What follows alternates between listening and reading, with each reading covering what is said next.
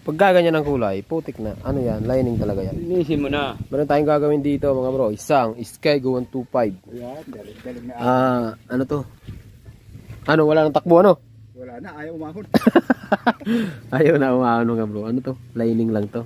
Meron na naman dito meron naman pamalit tayo dito mga bro. Pang original na mga TMX ang pinabili ko. Ano? Malalaman natin yan. Skygo 125. So ang pagkakalas naman nito mga bro, kapares lang ng DL 150, yung mga TC, pares lang sila ng makina. Ano? Galing ng akin. Yan o. Lagi naman. So, palamigin muna natin tapos mamaya tingnan natin kung bakit. Tingnan nyo naman lang isa. Oh, putik na. Ilang ano na to? Ilang taon yan? Simula ata ang binilihan ni Pinaltan eh.